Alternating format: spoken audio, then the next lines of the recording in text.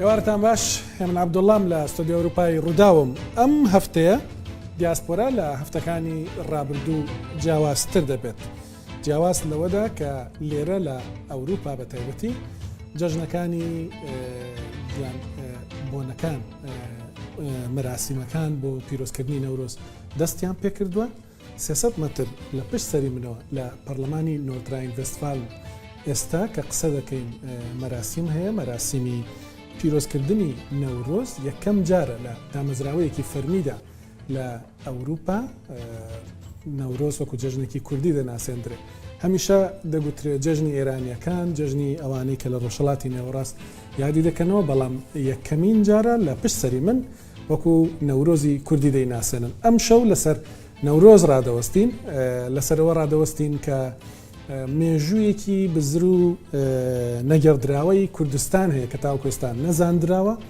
و پرسیاری ئەوەش کە زۆر کەس دایانەوێت بیزانن ئەوەی کە نەورۆز چەندە کوردیە. ئەم شەو لە دیاسپۆرای ئەم شەودا لەگەڵ توێژەرێکی کورد کە ساڵانی دوور و درێژ لە دیاسپۆرا ژیاوە لێرە کاری کردو، توێژینەوەی کردو لەسەر ئەو شتانە ڕادەوەستین. زانیاری نەبیسترا و نوێی تێدا لەسەر نەورۆز، لەسەر مێژووی نەزاندراوی کوردستان لەگەڵمان بن.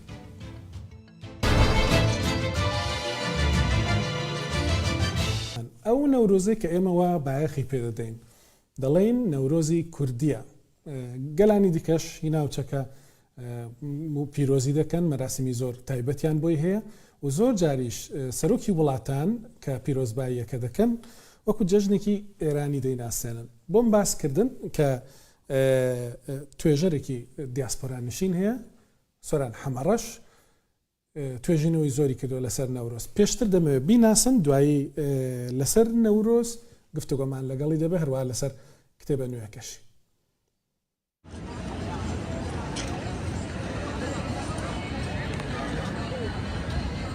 سۆران حەمەڕەش نووسەرێک کە مێژووی نەنووسراوە و نەبیستراوی کوردستان دەگێڕێتەوە.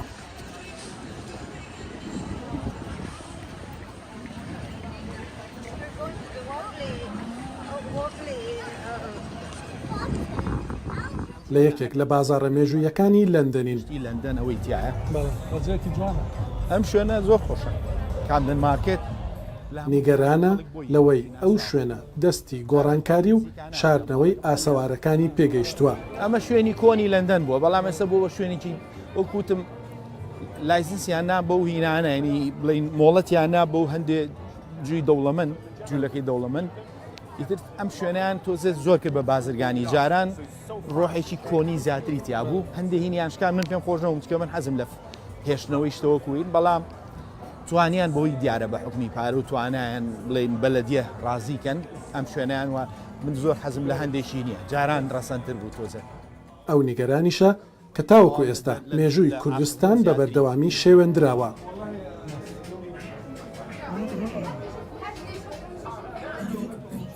نەوەی موفتی پێنجوێنی شاعیرە و دەیەوێت ڕۆشنگەری بکات،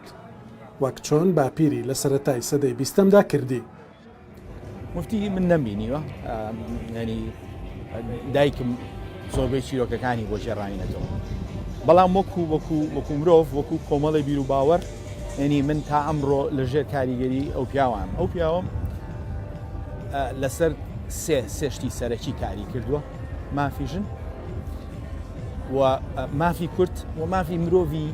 بەگشتی، ئەو مرۆڤانەی کە لەژێر ئازار و داماویان. من بەم ینی و داکۆکیکردن لە دادوەری ئەمانە بوون بە سەنتەری ژیانی منیش، ینی من ئەو پیاوە تا ئەمڕۆ کاریگەری لەسەر. سۆران حەمەڕەش ساڵانی زۆر بەم شەقامانەدا ڕۆشتووە. شەقامەکانی لەندەنی پایتەختی ئەو ئیمپراتۆریایەی دەیانگوت خۆری لێ ئاوا نابێت. ئەو لەندەنەی نەکەر بەشدار بوو لە دابەشکردنەوەی کوردستان لە سەرەتای سەدەی 20دا، بەڵکو بەشدار بوو لە نووسینەوەی مێژوویەکی شێوێنراوی کوردستانیش. لە لەندەنێک کە یەکێک لە سەنتەرە گەورەکانی ئابووری دنیاە، خوێندوتە موزیکت. حەمەڕەش لەو ساڵانەدا زۆر پرسیاری لە خۆی کردووە بەڵام کەلکەڵەی لێکۆڵینەوە لە مێژووی کوردستان یەکێک لەوانە ئەوە بووە کە بەڕاستی وایە کە ئێمە قەت خاوەنی دەوڵەتی خۆمان نەبووین. بەڵێ ئەمە سۆران حەمەڕەشەوەکو باسم کرد لە لەندەن ئەمساڵ کتێبێکی بڵاو بۆتەوە بە زمانی ئینگلیزی بێگومان کراوەتە کوردیش دواتر لەسەر کتێبەکە ڕادەوەستم کۆمەڵێک زانیاری نوێی تدا بەڵام پێشتر لە کافەیەک بە ناوی هەورامان بە ئینگلیزی پێی دەڵێن The Village گفتوگۆمان هەبوو لە کۆمەڵێک شوێنی نێو کافەیەکە کە شوێنێکی بەڕاستی کوردی بوو گفتوگۆمان کردووە لە دیوەخانەکەی وەکو دیوەخانی زمانی زووی کوردستان باسی نەورۆزمان کردو پێم خۆشە گوێتان لە ئەنجامی توێژینەوەکانی بێ زانیارە نوێیەکانی لەسەر نەورۆز. نەورۆز واهات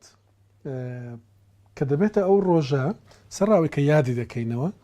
هەمیشە دڵە ڕاوکێکیش هەیە چونکە دەبینی سەرۆکی ئەمریکا پیرۆزبایی دەکات دەڵە جەژنی ئێرانیەکان دەبینی لە تاجیکستانەوە تا ئەفغانستان تا ئێران تا لای خۆمان جەژنەکە دەکرێت. ئەگەر تەماشای میدیای ئێرانی بکەیت شوێنی زۆر ڕازاوە شوێنی جوان وەکو ئێرە وەکو ئەم دیوەخانە لە لەندەن دادنێن و چیرۆکی نەورۆز دەگەڕنەوە کە چ جەژنێکی ئێرانی گرنگە لێکۆڵینەوە لەسەر کردووە و وەکو دەڵێ لە لای تۆ یەک لای بۆتەوە کە جەژنەکە چییە چۆنە جەژنی کاوە و زوحاکە جەژنی سەرکەوتنی ئازادیە بەسەر دیکتاتۆریدا لە زۆربەی بڵین هەموو زۆربەی و میلەتانە هەروە لێک دراوەتەوە بەڵام شتی نوێت هەیە لەسەری دەمێ بزانم چییە. کاگە من مرۆڤایەتی زۆر بێکەوە بەسراوە ئێمە زۆرجار کە سەیریم ڕووداوە مێژوویان ناکەین نازانین ڕێگەکەی چەند دوورە لە ڕاستیە نەورۆز سۆمەریە یعنی یەکلا لەم مانگا کراوە جا پێش یەک تۆز لەیا زیاتر بم تۆزانی ساڵی تاکس ینی ساڵی سەری ساڵی بەریتانیا بۆ بڵین کە تاکسی یەکی چوارەیە نازانم لە هۆڵندا وایە نازانم ئەو یەکی چوارە پەیوەندی بەم سەری ساڵی سۆمەریەوە هەیە چکە لەم 20 ئیتر سۆمەریەکان بۆ 12 ڕۆژ ئاهەنگیان گێڕاوە ئاهەنگی سەری ساڵە بە هەمان شێوە وە لە کوردستانە ئەو ئاهەنگەی سۆمەریەکان کردویانە لە هەندێک شار بە تۆمار دامناوە کە کابرای هاتوو تۆماری کردوە ئەڵێ خێمە هەڵێن و پاشا هەڵێن پاشایەکی هەموو ساڵێ سۆمەریەکان پاشایەکی درۆینیان هەڵبژاردووە لەو ڕۆژە پاشاکە چۆر دەبەردەم خواوەند و یعنی دوایی پاشای هینیان نەکردو پاشاکە خۆی بە ڕەمزی تاوانبارێکیان هێناوە کردویانە بە پاشا دەسەڵاتیشیە بۆ چەند ڕۆژە دوایی بڵین دوای سەرمۆنی و بڵین ڕێو ڕسمەکە نەناویان بردووە بەڵام بڵین وەکو بڵین ئەیکرد بە قوربانی بۆی ساڵ ژیان بەردەوام بێ ئاگرکردنەوەکە ئەمانە هەمووی تۆماری هەیە جا تا سەدەی 20م لە کوردستانە ئەو نەورۆزەی کراوە شێوەی سۆمەری ئەو نەورۆزەی ئەمڕۆی بین لە کوردستانەکرێ هەندێک لایانی سیاسیە پیرەمێرد پیاوێکی زۆر مەزن بوو ئەویست کورد زیینوو بکاتەوە بەرجێکی نوێی هینیە بڵین سەردەمی و سیاسیە تەوەن کارێکی پیرۆزی کردەوە بەڵام خۆی لە بنەچەیە بنەچێکی فەرهەنگی هەیە بیرە نەچێ لە مانگی چوارە بە هەمان شێوە ئەزدیەکان ئەڵێن سەرساڵ نۆرۆز یەکن خۆیان ئەسڵا بەڵام بە ناوچە و هین جیابەتەوە جینە یەک وە کریستیانەکان هەرە مانگی چوارە ئەڵێن چی ئەڵێن ئیستەر تەبەن دوایی بڵین ئەو نەورۆزە کۆنە سۆمەریە کراوە بە بەرامبەر و خوداوەندی کە خودای ژیانەوە بووە ئەشتار تەبەن پێشەوە ئەشتار نەبووە بەس کە ئاشوورەکانات و نانە ئەشتار لە ئەوروپا بۆ ئیستەر جەژنی خۆی جژنی هەستانەوەی خودداوەندە بوو لە بەهارە ژیانەوە ئەڵێن ئیستەر جژنی ژیانەوەی چیە؟ ئیسا ئەمە بڵین ڕۆمەکان وەریانگرەوە جەبا بێمەوە سەرەوەی لایەنە کوردێکی بەس ئەمە گرنگە 21 سێ نەورۆزە بەڵام ئەوەی تۆ باسی دەکەی یەکی چوارە خۆی چۆنە جیاوازەکە چییە؟ جیاوازەکە چیە سەرمۆنیەکە لە 21 دەست پێکات تا 12 ڕۆژ بەردەوام بن لەو بینە ئەمە دوو سەری ساڵ هەبووە لە سۆمەریە سەری ساڵی بەهار و سەری ساڵی پاییز جا سەری ساڵی پاییزەکەش سێمەوە هەی سۆمەریەکە بەڵام بۆی بزانی کە هەمووی ئێمەیە لای شاخی دەماوەندۆ لە 820 تا پیاوێکەچێت لای شاخی دەماوەندۆ جەژنێکرێ هەر زوحاک و هینەکە ئەڵێ ئەمە وەزام لە مانگی ڕۆژەکەی مانگی نوێشتی وا جژنە پاییزەکەی ئەڵێ لەو ڕۆژەیە ئەمە جژنی پێڵەن ئیدێ کوردان باشە لە تەبەن بە زمانی فارسی وەریگرتووە دینە جژنی کورد وە جژنی کورد لە یا کراوە لە پاییزیشە جاکڵم کوردیە ئەم ناوچەیە ناوچی کوردستان کە لەم ناوچی مەسم کوردستانە شوێنەواریەکان هەمووی پێ دەڵێ کۆنتترین شوێنە لە ڕاستیە زۆر چیرۆک تۆ چیرۆکی ئیبراهیم دەوێت چیرۆکی حەزرەتی ئیبراهیم یا چیرۆکی نوح یا چیرۆکی ئەم کەشتیەکە هەمووی لەویایە ئەمە خەڵکێکی کشتتوکاڵی دەوڵەمەند بوون خەڵکی کشتتوکاڵی توانێتی چیرۆکی خۆی بنووسێت چیرۆکەکەی بەهێزکە بۆیە ئەو چیرۆکە ئێمە ئەمڕۆ جۆمان لێیە لە بەرەوەی ئابوووریەکی کشتتوکاڵی بەهێزی لە پشتەوە بوو ئەم چیرۆکە چۆتە هەموو ئاینەکانەوە ئەمڕۆ ئەم چیرۆکانە هەمووی بیسینەوە جا مێژوروسە هێناوی دینەوەریە زۆر مەزنە کووردە خەڵکی کرماشانە لە سدەی نوێما باسی نەورۆزەکە هەمان چیرۆکی سۆمەری ناوینانێ سۆمەری ئەو وەختەی زمانەکان جیابوونەوەی زمانەکان ئەمە ڕێک ئەمە دوای سۆمەریەکان ئەمە سۆمەریەکان کە باسی ژیانەکەن ئەڵێ سەرەتا مرۆڤایەتی یەک زمان قسەی کردو لە خەمزە وەک خەمازی پیانتۆخەمە خەمزە هەتا کوێ شاری ئور وەشنگال ئەو ناوچێ زمانەکە لێ هەبووە ئەمان باسی زمانی خۆیانەکەکەن ئەڵێ یەک زمان قسەکراوە دوایی زمان جیابووە ئەم زمان جیابوونەوە هینە چیرۆکە باسکراوە لە سۆمەری هەمان چیرۆک دینەوەری لە ساڵی نۆسەیانێ سەدەی 1200 ساڵەوە پێش ئەڵێ هەمان دوای جیابوونەوەی زمانەکان یەکەم پاشا نای پاشایگەێنێ ئەڵێ یەکەم پاشا ناوم لە خیاڵە بیرم نایە ئەمە یەکەم کەسە نەورۆزی داهێنەوە ئەم یەکەم نەورۆزی کردو کەواتە ئەو کەی بەسینەوە دەقی ینی ئەم دەماودەم ئەم مێژوە مابووە یعنی زۆر جار ئەم ئەفسانوشتانە کە ئەمێننەوە گەشتووە تا دینەوەری تقریبا 1200 ساڵەوە پێش نزیکی 1200 باسیەکە و ناوی پاشاکە ئەم پاشای کە ناوێنێ مادیە ناوی پاشاکە ناوێکی میدی هەیە لەسەر چاوەکانە کەواتە هەری گەڕێنێتەوە بۆ ئێمە ئەم چیرۆکە خۆی زۆر دێرینە لە سەرەتای شارستانیە تۆ پێشەوەی نووسینیش هەبێ دوو خەڵک کێشێکی گەورەیان لەگەڵێکە هەبووە پێشەوەی نەتەوەی تر بێتە یا نەتەوەی کورد بەشێکی لە شاخە و بەشێکی لە دەشتا ئەمەی دەشتێکە بۆ بە خاوەنی کشتتوکاڵ خاوەنی ئابووری بەهێز کە دوایی پێمانتون سۆمەری ئەمانە پەرزگەی بەهێزیان هەبووە ژیانی ئاسانتریان هەبووە دەوڵەمەند بوون ئەمەی شاخاویەکە ئەسبار و خاوەن ئەسبوو زۆر جار ئەمانە هێرشیان کردوتە سەریان و پەلاماری گەنم و شتەکانیان ناون لەبەرەوە ڕێکیان لێک بووە دژیەک بوون ئەمە دوو وای کردووە حتا تەنانەت خوای جیاوازیان هەبێ ئەمانەی شاخایەکە خوداوەندێکیان هێنای ئاساکە ئاساک ناوەکەی ئەیبینی چۆن لە دەقی ئەکەدیا بۆ بە ئەسیاک هاتۆتە یۆنانیۆ بۆ بە ئەستیاک دوایی هاتۆتە بڵین لە سەردەمینەوە زوحاک ناوەکەش بۆتە زوحاک دوای ئەمە خوداوەندێکی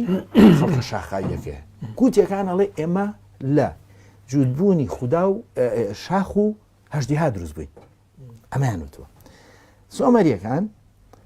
خوداوەندێکیان هەیە پارێزگاری چییە کشتتوکاڵ و زەوی ئەو خودایی ئەمان هیان بووە پارێزەری کشتتوکاڵ و ئاوداری ئەو ژیانە بووە چکە ئەو سەردەمە وتویانە هەموو شتێکی ژیان خوداوەندی لی بەرپرسە ئەمە هەر خۆیان شەڕ ناکەن فەرهەنگەکەشیان شەڕەکەن لەبەرەوە ئەیکەن بە ئەفسانە و بە چیرۆک وتویانە کە چۆن یەکەم جار ئاساک بەسەر نینورتا ئەیباتەوە و دوایی سەر یەبڕێ ملی لێ کاتۆی هەژدیها جا ئەم چیرۆکی هەژدیهایە بە بەردەوام بووە ئەم چیرۆکی نینورتایە ئەبێ بە نەمرود دوایی ئەمەش بەردەوام بووە ئەم دوو چیرۆکە تەنانەت 1500 ساڵەمەوە پێش کوردەکانی ئەرمینیا توانێ مەلەنەوەی هەژدیهاین ئەمانە ئەوانە بوون کە پەیوەست بوون بە کوردە شاخیان توانە هەژدیهاین ئەمڕۆ ئێمە شامارانمان شاماران لە باکوور پیرۆزە مار لە هەموو دەقە تەوراتیەکانە بە خراپ سێرەکە کەجی لە کوردەواریە ڕوخسارێکی جوان شاماران ڕوخسارێکی جوانی هینە پەیوەستی بەو خوداوەندانە تۆ بڵێ تا 10 ساڵ پێش ئێستاش لە گوندەکان نەخشوونیگاری ینی شاردنەوەی نوێن لە ماڵەوە پێخەف ماری لەسەر بوو سەرەکی ماری بوو لە دەرگای شنگال کە ئەو مارابینی لە خۆی لایەن نییە ئەمە هەمووی پێیوەستە بەو من لە پەرتوکەکەمە بە قوڵی ئەم بابەتە باسەکەم. کاتە ئەگە سادەکەینەوە شەڕی نێوان نەمرود و زوحاک بووە، نەمرود تێدا سەرکەوتووە کاویان تۆ نینورتا ببوو نینورتا ناوەکەی لەگەڵ سەردەما گۆڕاوە نینورتا وردە بووە نەمرود دوایی بۆ بە کاوە، بەڵام پیشەیە ئاسنگەرە نوێنەراتی خەڵکی هینەکە ئەمەش ئەشدا هەک دوایی بۆ بە زوحاک و هەژدیهاک هینی لە تەنانەت شانی بووە. بەڵێ ئەم خوددایە مناڵیان بۆ هین کردو کە ئەوەی چیرۆکی مناڵەکە ڕاستە، ئەمە مناڵیان بۆ کردووە بەچی بڵین بە قوربانی بۆم ئەم خودداوەندە بۆ ئەوەی ڕازیکەن کە هاڵێ ئەڵێ زوحاک هینەکان ماوەتەوە لەگەڵ سەرم ئەجا دوایی کورد نەیتوانێت لەم چیرۆکە خۆی ڕزگارکە ئەڵێ چی ئەمە هەموو سەرچاوەکان نەکخۆدۆی نووسێ ئەڵێ کورد لەو خەڵکانە دروست بووە نەیانتوانێت چیرۆکەکە بێنە دەرەوە بەس لە بەروی لەگەڵ سەردەما بۆی خەڵک قوبوڵ بکە چیرۆک تۆ تازە ناڵێ ئەمە خودای کوشت و کاڵەوە ئەی گۆڕی بۆچی ئەڵێ کورد لەو کەسانەیە کە ئەم لە هینەکە لە هەژدیهاکە بڵین لە زوحاک ڕزگاری بوو بە ڕۆژە نانهێشت ئەمانە لە جیاتی مۆخی مناڵێک مۆخی ئەم مناڵانی کە ڕزگارەوەن چوون نەشاخ بوون بە کورد یەک نەتەوە لە ئەفسانەی نەورۆزە ناوی هاتووە نەتەوەی دووەم نییە تەنها کووردە لەکوێ ناوی هاتووە بەسم لە ئەفسانینەوە لەو بەڵگەنامانەی کە هەن چکە بۆ ئەڵێ ئەو نەتەوەی کە لەو خەڵکە ڕای کردو چوونە چیاکان کوردن ینی بۆچی کورد نەیتوانیوە ینی نەیتوانیوە کوجاران وەکو سەردەمی سۆمەری لەگەڵ سەردەما تۆ چیان ئەفسانە خۆی هەمووی بنەچێکی دێری نییە هەموو ڕۆژێ مەسەن ئێمە 100 ساڵەوە پێش تیرۆکێکمان جۆرێک گەڕاتەوە دوای 100 ساڵ جۆری تر بەردەوام شتێکێتە سەر ئەجا بۆ چوونی نەتەوەی تر فارس هەوڵیاوە بیکابەی خۆی بەڵام دینەوەری بەر شوێنەکەی کە من بە چەنەهاشت بەسوومەتەوە کە لەکوێتە خوارەوە ئەم ئەڵێ جەژنەکە سەرەتا لە سەر و مسڵۆکراوە ئەو شوێنەی کە هەموو شتێکی کوردی بەوە بەسراوە لە پەرتوکەکای بینی نایبەسێتە بە هیچ وڵاتێکی ترەوە ئەڵێ یەکەم جار جەژن لە مێژووە لەویاکراوە لەلایەن فلان پاشاوە پاشاکەش پاشایەکی مادیە یعنی ئەمە یەکلایە بەو شێوە وشەی نەورۆز ناوی نەورۆز لە سەرتاوە ناوی نەورۆز بۆ یا ناوێکی دیکەیە بوو ئەویان ینی نەورۆز ناوێکی بڵین خۆی لە هەندێک سەرچاوی کوردیا بە تۆمار هەمە نوڕۆژ بووە نوڕۆژ ینی ڕۆژی نوێ ینی بە دەق هەمە بەڵام ئێمە لەم 100 ساڵە مەسەن جارانەمان و هەگەر من بە تۆمار هەیە کەس نێ و ئەگەر ئێستا نزیکی فارزەڵێ ئەگەر جارانمان و هەگەر بە تۆمار هەمە جا وشە نەورۆز بە کوردی وتراوە جاران تێگی ئێستا ئەمڕۆ شێوە فارسیەکەی بەکارێنین ڕۆژەکەمان کردو بە ڕووس بڵین ئەوە چکە بۆ باڵادەستی میدیای فارسی و فەرهەنگی فارسی بەناوجە ئەگینە لە جاران وای پێوترا و ناوی دووەمیشی سەرساڵە ینی ئەحمەدی خانی بە سەرساڵ ئەڵێ نەورۆز بە سەرساڵیش ناوی هێنێ چکە ئێمە هەردوو ناوەکەی هەبووە سەر ساڵ وشەیەکی هوریە بە هەمان ئەوان ئەڵێن سەواڵە ینی ساڵ باشە سەر مادەکان بەکارێنێناوە هیتیەکان بەکاریان هێناوە هوریەکان بەکاریانێن لە سۆمەریشە بە یەک تۆز ئەبێ بە سوهر بە یەک تۆز ئەڵێ تەپڵی سەر شتێک لە سەرەوە بێ یەک تۆز هین شێوەکەی گۆڕە هینە بڵێ سەر ساڵ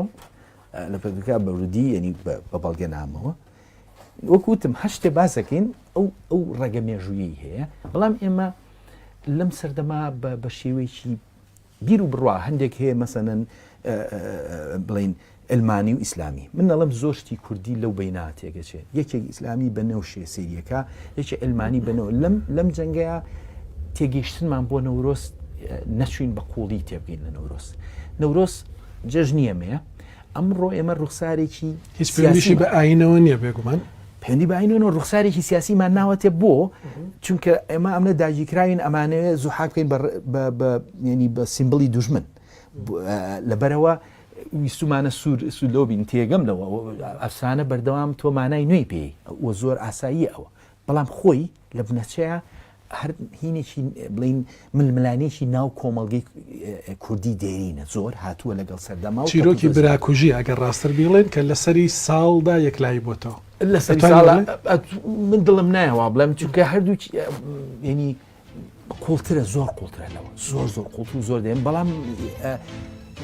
ململانێ نایەنە ململانێ دڵم نایە بڵێم براکوژی چکە زۆر دێرینە و زۆر فەرهەنگی ئەمە نەوڕۆژ دەمێ ناوبڕێک وەربگرم دوای ناوبڕ لەسەر ئەوە ڕادەوەستم کە بەپێی ئەو توێژینەوەی کە ئەم توێژەرە کوردە کردوێتی ئێمە بەڕاستی ئێرانین و بەڕاستی سەلاحەدینی ئەیوبی هیچی نەکردو بۆ کوردایەتی و پەیوەندی ئێمە و ئازەرەکان چییە؟ دەوڵەتی کوردستان وەکە ئەو دەوڵەتانەی کە هەبوون کە کورد دروستیان کردوون لە ناوچەکەدا قەت بەڕاستی حکمی ئازەربایجانیشان کردویان ناوبڕێک وەردەگرین دواتر لەسەر ئەم مەسەلە ڕادەوەستین.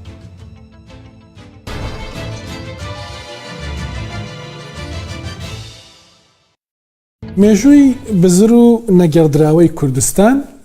کتێبێکە کە بە زمانی ئینگلیزی نووسراوە ئەم ساڵ بڵاوبۆتەوە لە لەندەن و بە زمانی کوردیش بێگومان بڵاوبۆتەوە. نووسەرەکەی شار بە شار لە بەریتانیا دەگەڕێ لە ناوەندە ئەکادیمیەکان دەیەوێ ئەو توێژینەوانی کە کردوویەتی ئەو مێژووی کە هەیە تاوکۆستا بە شێوەیەک لە شێوەکانی کوردستان ڕاست بکرێتەوە چونکە پێی وایە مێژووی کوردستان تاوەکوێستا زۆر بە هەڵە نووسراوە لە 100 ساڵی ڕابردووشدا زۆڵمێکی گەورە لە کوردستان کراوە. زۆر مژار هەبوون کە لەو گەشتەی ئەم هەفتەی لەندەنماندا دەمانەویست لەگەڵ سۆران حەمەڕەش قسەی لەسەر بکەین هەر وەکو پێشناوبڕیش باسم کرد لە مەسەلەی ئێرانی بوون یا ئێرانی نەبوونی کورد لە مەسەلەی سەلاحەدینی ئەیوبی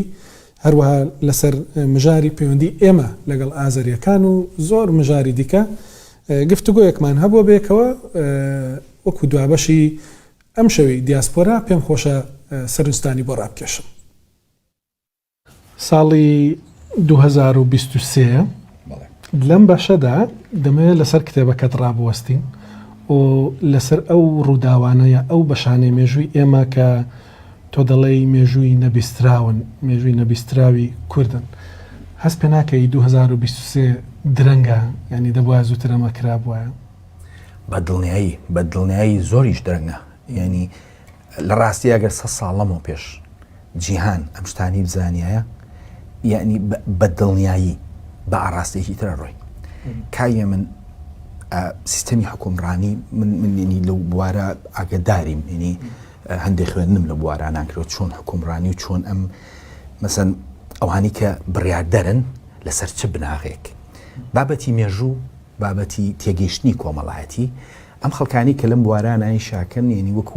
وەکو سەرچاوەیەکن بۆ خەڵکانی بڕیاردەر ینی تێگەیشتنی مێژووی بۆ ناوچەیەک یارمەتی ئەوانە زۆرە ئەوانی کە هاتوون ئەم نەخشەیان کردو ئەمڕۆ بۆ ڕۆژهەڵاتی ناوەڕاست لەسەر بناغەیەکی تێگەیشتن بۆ نمونە لە ڕێگای ئەو سەرچاوە سادانی کە هەیەیان بووە لە سەرەتای سەدەی 20ەما فارسیان ناسیوە عەرەبیان ناسیوە تۆزە گەڕاون کورد تێگەیشتنی ئەو سەردەمەجا من ئەم 200 ساڵا لەم سەردەمی تاریکی کورد لەو ڕوانگە سەردەمیەوە سەریان کرد لە ڕێگای مێژووە تێنە گەیشتوون لە کورد لەبەرەوە ئەو نەخشەی ئەمڕۆی بینی کە کورد سڕاوەتەوە لە بەرەوەی لە مێژووە کورد ینی ئەو ڕوانگەی پێیان ناوە ئەو وێنایی کە بۆیان کردووە وێنایەکی شوانێکە کە ینی لەو شاخانە ئەژی نەبەسراوەتەوە بە خاکەوە بەگشتی ئەو هینە هەتا ئەمڕۆ کە من و تۆ قساکەین لە دەستگای جیهانیە ئەکادیمی بەچاکی نەزاندراوە نەک بەچاکی نەزان هەر من لە سیمینارەکانمە کە بەنگلیزیش و کوردیژێکە مەڵەم وەرسەریکە ئەمە ئەمڕۆ لە 2023 دەستگای بریتانیکا ئینسایکلۆپیدیا of Britain ئەمە یەکێکە لە ئینسایکلۆپیدیا جیهانیەکان ئەم سایکلۆپیدیانی تۆ ینی وەکو سەرچاوێکی ئەکادیمی سێریەکەی ینی هەرچەنە خەڵکی گشتی سێریەکە بەڵام تۆ توانی بەکاری بێنی وەک سەرچاوە ئەڵێ کورد هەتا سەدەی 20ەم خەریکی مەڕاری و بزناری بووە بۆ شاخانەوە شوان بووە ئەم نەخشەیە وای لێ کرد نیشتەجێ بێ ئەجی نەکشت و کاڵیشی نەزانیوە تورک دەناسرێ فارس دەناسرێ عەرەب دەناسرێ ئەوە وا دەکات لە ناوچەکە کیانی خۆیان هەبێ کورد ناناسرێ خەتای کێیە بۆچی کورد نەناسراوە بۆچی کورد وەکو شوان وەکو شاخاوی ناسراوە من ینی یەک بەشی گەورەی کتێبەکانی بەشە دەوڵەمەنەکەی کتێبەکەم لەسەرەوە ینی لەم گفتوگۆ کورتا ناتوانم ئەو پێ بڵم بەڵام تۆزە لەم پێژاماژەم بۆکە کە ئەوە نەخشەیان کێشان نائاشنا بوون بە مێژووە هۆکارەکە زۆرە هۆکارەکان بۆ نمونە ئێمە نەتەوەیەکی زۆر دێرینی دێرینێکە خەڵکی ڕەسەنی ئەوێن لەبەرەوە ئێمە لە هەم سەردەمە و ڕوخسارێکمان هەیە لە سەردەمێکە ناومان بۆ نمونە لە سەردەمێکە من بە ماد ناسراوین لەبەرەوەی حکومڕانی سەرەکیمان ماد بووە. ئێستا من سەرچاوم هەیە 300 ساڵ پێش ئیسلام ئەڵێ کوردە مادەکان، یعنی تۆ کوردە مادەکان هەتاوکو ئەمڕۆ ینی من ئەم کتێبە تیۆری نوێی تایە بۆ جیهان نەک بۆین، یعنی خەڵک هەیە دکتۆرای هەیە لە مادا لە ئەوروپا ئاگاداریەوە نییە، ماد نەتەوە نییە، ماد حکومڕانی کوردە. تۆ چۆنەڵی ئەردەلانیە کوردەکان. ئێستا من سەرچاوی ئەوروپیم هەیە نام ناوچەیە لە ئەردەلانیە کوردەکان یا بابانیە کورد یا نایچیە ئەو دەوڵەتە مەسەن کوردستانی بەنای مەمەستمەوەیە بەنای میرشینەکانەوە هەزەبانیە کوردیەکان ئەمانە. جا مادیش هەمان نای هەیە. جا مەبەستم چی بگەڕێمەوە سەر پرسیارەکە بۆ ئێمە ڕوخساری جیاوازمان هەیە. نی تۆ لە سەردەمێکا 2000 ساڵەمەوە پێش لە ببوورە 5000 ساڵەمەوە پێش لە شوێنێکا بە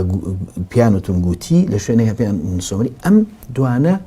بە دوو زمانی هاوشێوە قسەیان بە دوو بڵین دایلێکتی جیاواز، بەڵام مانە هەردوو ڕووی کوردین کە چیتە سەر زمانەکان و سەری شێوەی خواپەرستنیان ئەو وردەکاریای بینی. لەبەرەوە ئێمە وەک فارز نین کتوپەر هاتووە و ئاسانە بچیتەوە سەر ڕێگەکەی یا عەرەب ئەی بینی لە ناوچەیەکایە و بەڵام ئێمە لەبەرەوەی ئەو نەدێرینین ئەنجا ئێمە بیرێ نەچێ بە وردی بینم سەرەتای دەوڵەتە شار کە ئەم دەوڵەتە شارانە سەرەتای حکومڕانی جیهانە. ینی ئەمە قسە نییە، ئەمە بەڵگەنامەی شوێنەواری لێن. بۆ نمونەیە کەم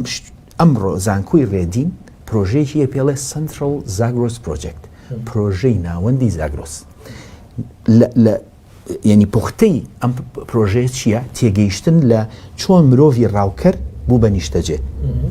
لە مرۆڤایەتی نەک لای کورد. بەڵام ئەوە نازانە مە مرۆڤی کووردە. ئێمە لەسەر خاکەکەمانەمانە هەیە کەس نەبووە بێت تێبگا لەمە بە تایبەتی لە 100 ساڵی ڕابووە مێژوو نووسرا. لە 100 ساڵ کە ئەم هەڵەیە کرا هەڵی دابەشبوونە 4 دەوڵەتیەت با بڵم 5 دەوڵەتیش ببوورە چکە ئازەربایجانیشی تا دواییش توانی زیاتر باسی بکەین. لەم دەوڵەتانە مێژووە نووسرێ بۆچی بۆ خزمەتی ئەم نەخشەیە کە تازە کراوە. نەخشەیە نییە بەم شێوەیە لە مێژووە. ئەم نەخشەی کردووە هاتووەڵە ئێران من ئێرانی من بەشی گەورەی چۆنم ئێران و خەیاڵاتیە دروست کراوە خەڵک هەڵەخڵەتێنیا عێراق ئەڵێ عێراق وا ئێوە بیکە عەرەب بە شەرت ئەتوانی بیبینی کە چۆن هاتووە ئەنی نەتەوەی ئەویش بەڵام ئەی بینی کە هاتووتە ناوچەکە یا فارس یا تورک ئەمانە هەمووی بینی. جا لەم 100 ساڵا مێژوو شێوێنراوە خراپ زۆر چکە بۆ زۆرترین کاری ئەکادیمی لە 100 ساڵا کراوە. یعنی لە دوای جەنگی جیهانی دووم ئەم دەستگا ئەکادیمیانە کە کارە نووسن بۆ خزمەتی ئەم نەخشەیە لەم نەخشەیە تۆنیت لەبەرەوە لەو مێژووا تۆنیت تۆ دەرکرایی لەبەرەوەیە تۆ ناناسریت خەڵگە ناسرێ. کۆمەڵی کورد هەولیاوە مەسەن کۆمەڵی مێژوونووس هەولیاوە بەڵام تۆ بۆی بتانی دەنگەکە بەهێز بێ ئەگەر تۆ دەستگای ئەکادیمی بەهێزت هەبێ ئەم دەستگانە بتوانێت لێ کۆڵینەوەی قوڵکە. ئێستا بۆ ئەرمینیا لەبەرەوەی دەوڵەتە نەک لەسەر خۆیان کارەکەن باشترین کاری ئەکادیمی لەسەر کوورد دەکەن بەڵام ئەبێ بە ینی مرۆڤ کەی خوێنێتەوە ئەبێ بە ینی من سوودیان لێ بینمە بەتەچی ئەرمانیەکە بیخوێنەوە بەو هینە ئەگاداربی ئەوێت بڵێت تۆ کورد لەویانی ئێوێ جا ئەمەیە کورد ناناسرێ ئەم هینە بەڵام هۆکاری زووتر زۆرە ناتوانین لەم هێنا لە ڕاستەکە زیاتر باسکرا. لە کتێبەکەدا زۆر باس کراوە شتێک کە زۆر دەیبینم لە تۆڕە کۆمەڵاتیەکان خەڵکێکی زۆر دەتشۆپێنێ ئاگان لێ کەچی دەنووسی مەسەلەی پەیوەندی کورد و سۆمەریەکانە کە بەلاتەوە زۆر گرنگە ئەمە ڕۆن بکرێتەوە لەسەری نووسراوە کتێب نووسراون پێشتریش زانیاری هەبووە یا گوتراوە کە سۆمەڕی کورد ینی وەکو دەڵێت پێکەوە بەستنێکیان هەیە بۆچی بۆ تۆوەندە گرنگ بە و بۆچی ئەوەندە پێداگیری دەکەی لەسەر مەسەلەی سۆمەریەکە؟ کاگە من هەموو شتێک من ئەمە لە کورد تێبگەم بۆی لەتەوەیە تێبگەی پێویست بە زانستە پێویست بە ڕق و هین و ئایدیۆلۆژی خۆت نییە. تۆ هەموو ئامرازێ بەکارێنی بۆی لەم نەتەوەیە تێبگی تۆ زمان بەکارێنی بۆ ماوەی دیێنەی یاجین بەکارێنی بەڵگەنامەی مێژووی بەکارێنی بەرگەڵامەی شوێنەواری بەکارێن کەمانە هەمووی بەکارهێنا تۆ ئەو بۆ چوونێکەیە بۆ چوونێکی زانستی و ینی پشبەستووە بە بەڵگەنامە. لەبەرەوە من نیەم بەشێکی لەسەر زمان کارەکەم ینی بەشێکی ئەڵم مثلا ئەمڕۆ بڵێ سوانی کوردی خەڵک هەیە ئەڵێ بۆ مناڵە زمانی زاراوی سۆرانی ئەڵێن وەڵا لە سەردەمی بابانە کاکە نابێ ئاوە خۆ ئێلبەگی جاف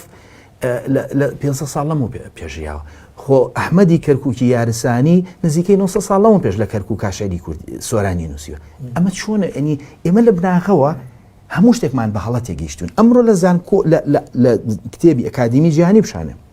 ئەڵێ زمانی سوێمەری لە سەردەمی ببورە زمانی سۆرانی جا بۆیە زمان گرنگە من هاتووم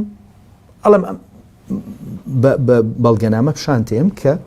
نزیکەی 1200 ساڵەوە پێش کورد و توێتی هەچی شارستانێتی بە زمانی من نووسرا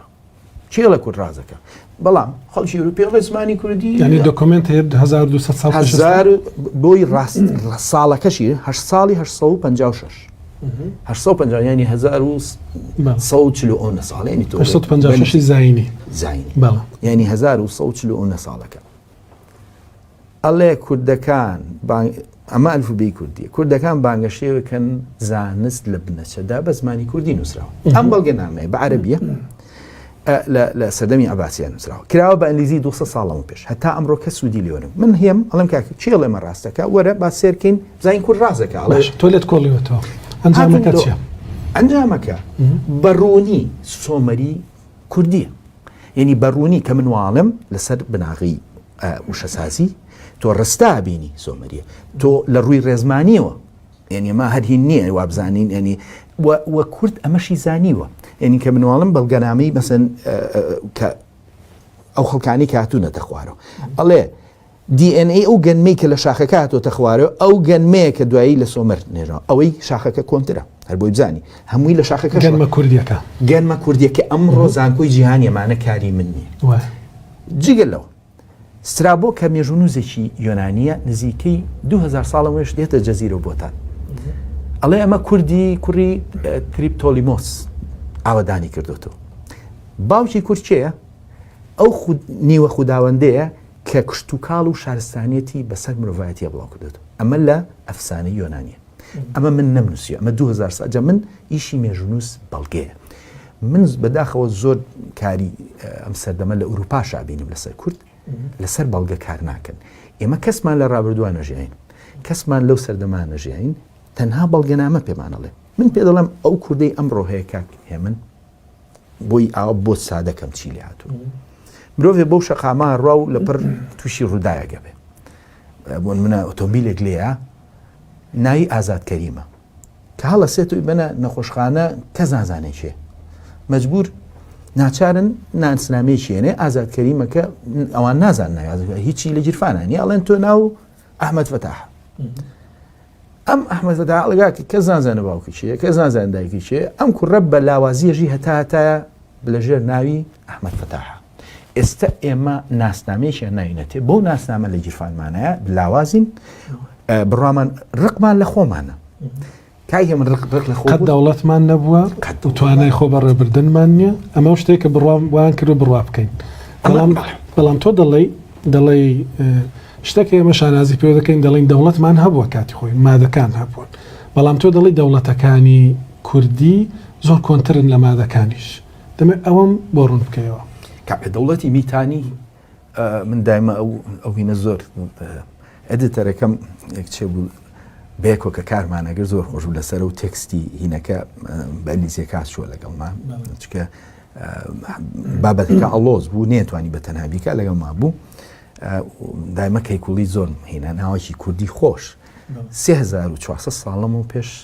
دەخێکی کە پیاجی میتانی نووسێتی ئەمە کەیکوڵی لۆ ئەسووەسانی ژاکوور وارە میتانی ئەوە تەمەنی 3400 ئەم منەم کارتیا کردو لە بەرمە ئەمە کەیکوڵی ئەسبوەسێنە ژا کە لە کرمانجی و هەورامیە تێکەڵێکە لێە ژا کوور ناوچە وارێ میتانی ئەو بۆیە میتانیان ئەم میتانیانی کە ئێمەوە هینە ئاڵۆز کاکە ئەمانە ئێمەین ئەمانە هەمووی دەوڵەتی ئێمەین ئێمە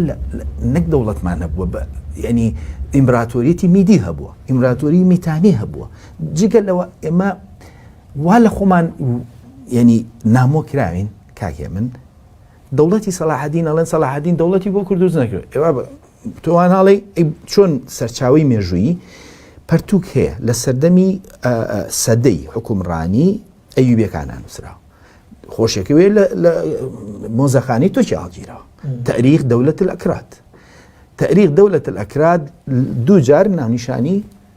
هینەکە باسی دەوڵەتی ئەیوبیەکە ئەمە لە سەردەمی سەلاح الدین نووسرا بەڵێ نەک ئەوە مەغزیزی و چەندینی تر مەغزیزی وەبزانام نزیکی 700 ساڵەوە پێش کە باسیەتە سەر کورد ملوک الئەکراد بە ئەیوبیەکانەڵێ و لەگەڵ باسی سەلاح الدین باسی ئەسلی کورد دەکە ئەو تیۆریانی کە بۆ سەردەمەکە هەبووە لەسەر کورد یعنی کاتە ئێمە خۆمانین نامۆکراین لە خۆمان کاکێ من بابەتێک هەیە کابرای هەیە من لە هەموو سیمینارەکانمای هێنمەوە چونکە زۆر کاریگەرە بۆ کورد بیناسێ کە داگیر دەکەن خەڵک وازانێ خاکە داگیر کراوە خاکە داگیر کراوە بەڵام هزر داگیر کراوە تۆ پاش ماوەیەک چیت لێت هەچی شتی خۆتە بە ناشی نەبینی ئێستا تۆ هەچ مناڵێکی کورد دەمیەکاتەوە جنێو ئەمە بەشێکی منەوە بە ئەوە جاکەمەوە بە سیاسیکردنی کورد نابێتە هیچ من باسی و کوردە ناکەم کە حیزبی سیاسی باسیەکە حیزبی سیاسی نەوەی تر باسی کوردەکە من باسی کوردێکی فەرەنگی دەوڵەمەنەکەم ئێمەوە ئەمە ئەم کابرایەڵێ ئەو نەتەوانەی کە ژێردەستن سەیری هینەکە بە قوڵی بەشێکی ژانی بۆدانەوە پەیوەندی نێوان ژێردەستە و باڵادەست ئەم پەیوەندی چۆن بەڕێوە برێ لە ڕووی زانستیەوە نەک ئەمان خراپەوە چاکە نا بۆنە ئەم پەیوەندی چۆن ڕوا بەڕێوە ئەمە چۆن کاریگەرە کاتە ئەو چیەکە پاژماوەیەک چی لێت من خۆی خەڵکی بەرازیلە کاری لەسەر بەرازیل کۆچکە بەرازیل پرتوغالەکان داگیریان کردووە کە داگیریان خەڵکە ڕەسەنەکە چۆن وردە گۆڕاون ویستوانە لاسایی پرتوغالی بکەنەوە جا ئەوەی جێی ینی سەرنجە ئیبن خەلدون پیاوێکی زۆر زانایە باسی ئەماکە کە چۆن داگیر کرا لە بەرمینەکەیم لە بەرنیەکەیڵێ ئەڵێ وردە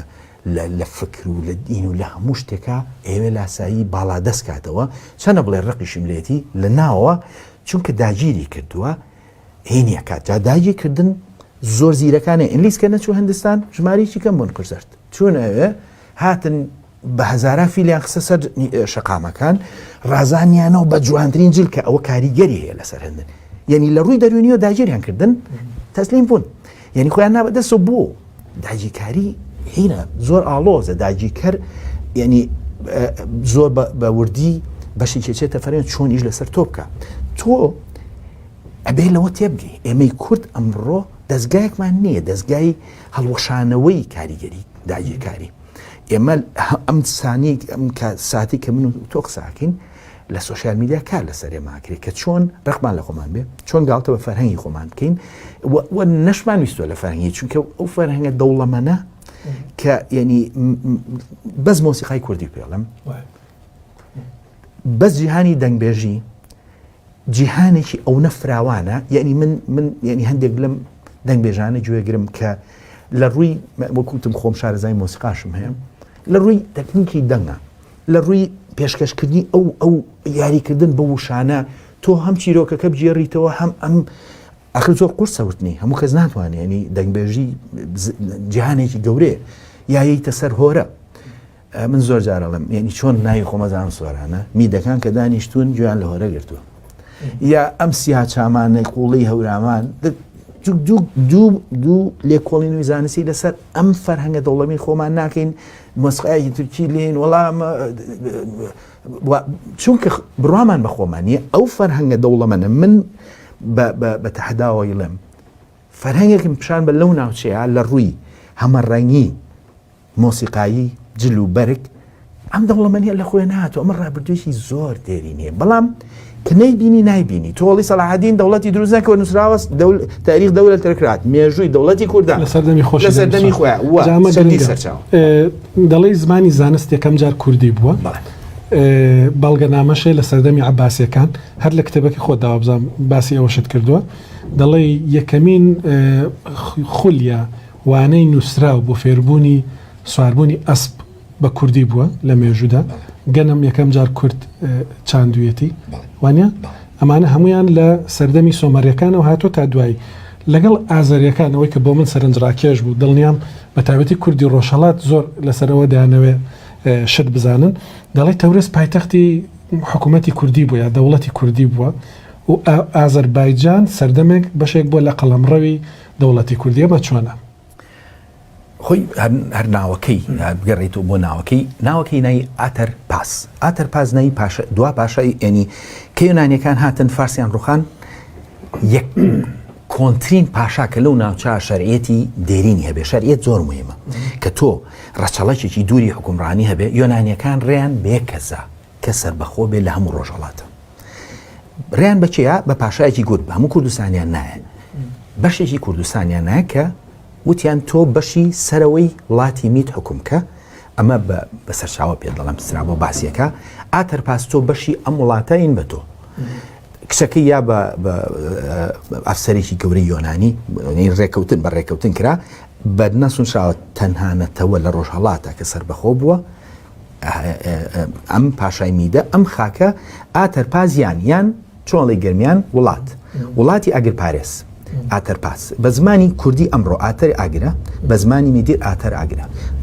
پاس ئەوان ئەڵێن پات هەر بە معنای پاسی هین ئاتەر پاتیان ئاتەر پاسیان ئەمە منم لێ چی خۆشە من ئەم تێگەیشتنم هەبوو لەسەر ئەم زمانە کەچی سێرەکەم سەرچاوی ئیسلامی لە ڕووی پەهلەوی هەمان لێگانەوەی کردو ینی پەرتووکێکە ماوەتە بووم لەم پەرتووکاوی ئیشی لەسەرەکەم یعنی ئەمە پشگیری کرد لەو تێگەیشتنەی کە من لە ڕێگای زمانی ماد و کوردیەوە ناوەکەم لێگابەوە دروستە بابینە سەر وردەکاری ئەنجا ئەم پاشایە ئەرمینیا ئەو ناوچانەی حکم کردووە لە ژێر ناوی ئەمانە مانەوە هەتا نزیکەی 300 زاینی پاشای میدی کورد لەوێ حکمی کردو هەتا 300 زاینی واتە 300 ساڵ پێش ئیسلام ئێمە بەغەڵە دەڵێن ئەمە بە هەڵە پێڵێن وەڵام مادەکانە ناوچوون بە پێچەوانەوە فارسەکان یۆنان حکمیەکردن لەو کاتە تاقە شوێنی سەربەخۆ ئەوێ بوو ئەنجا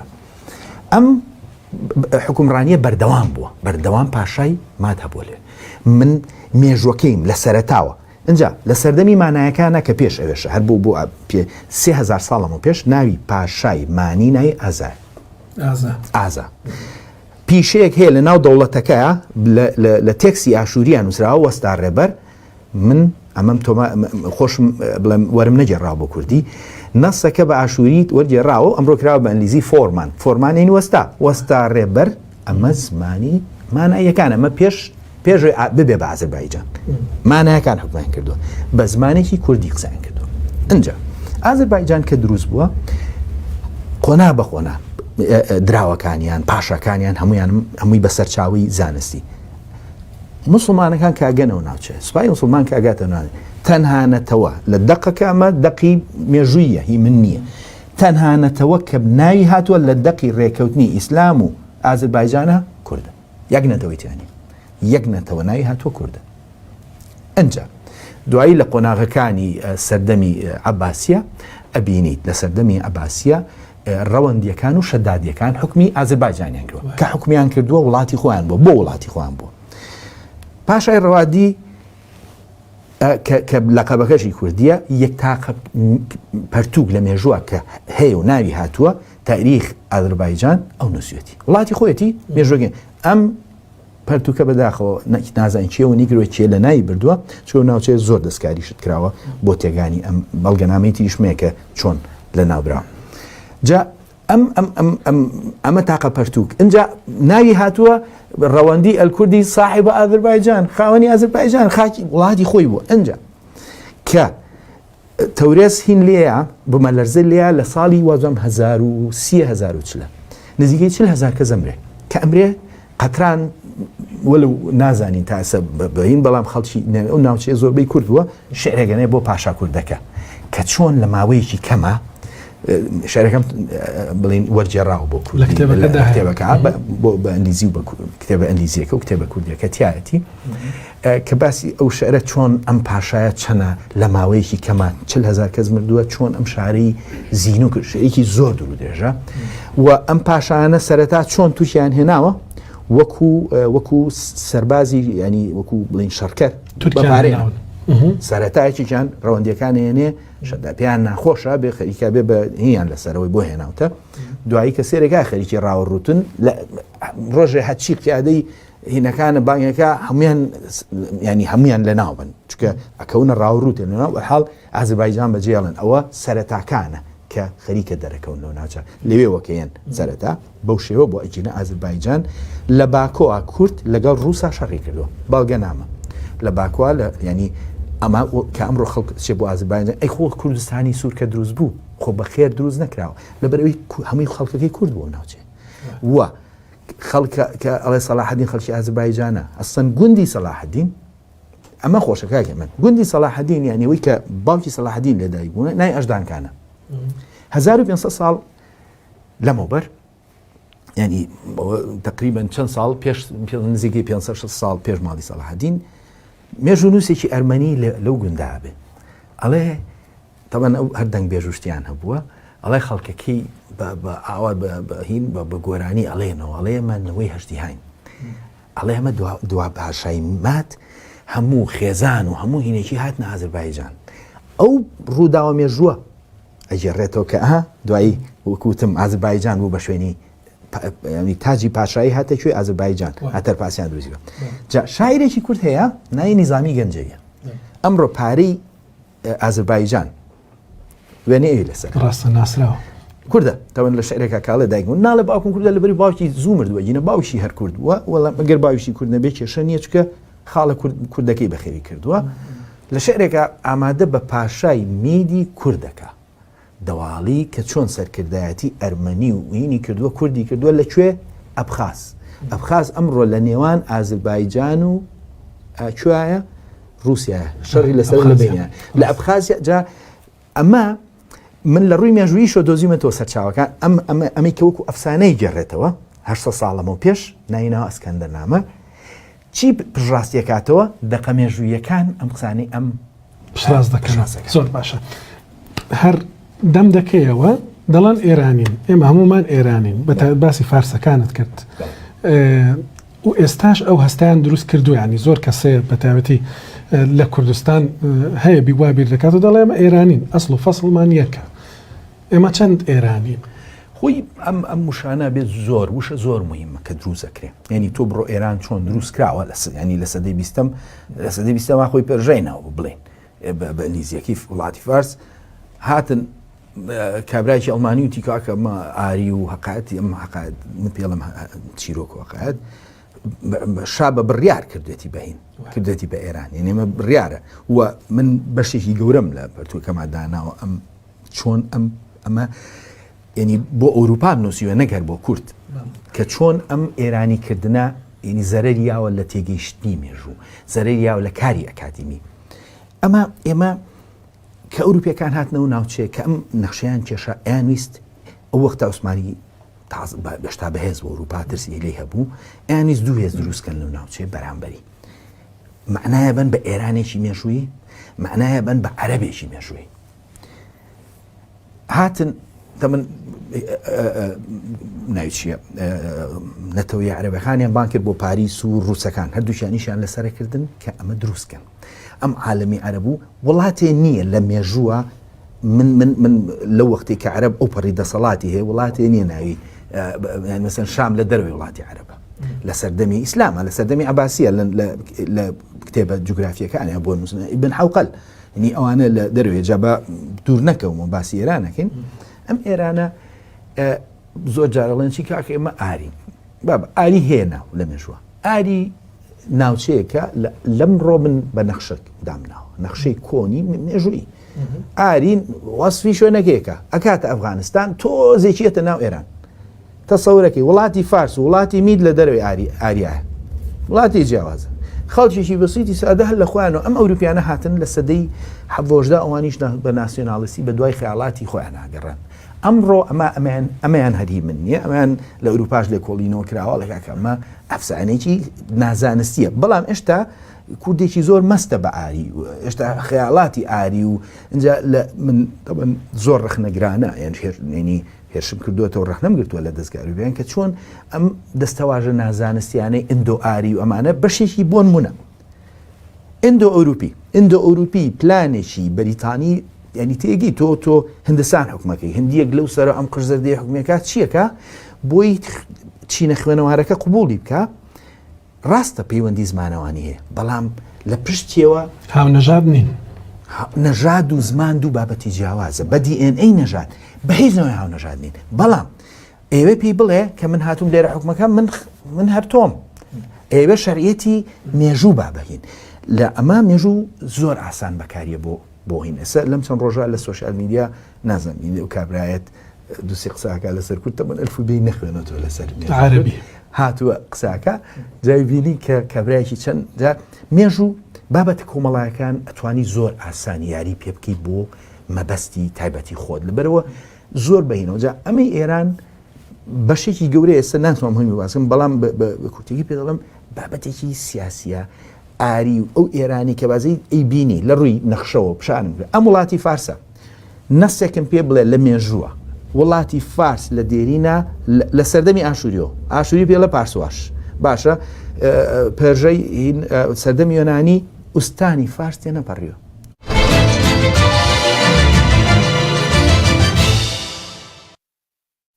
دیاسپۆرا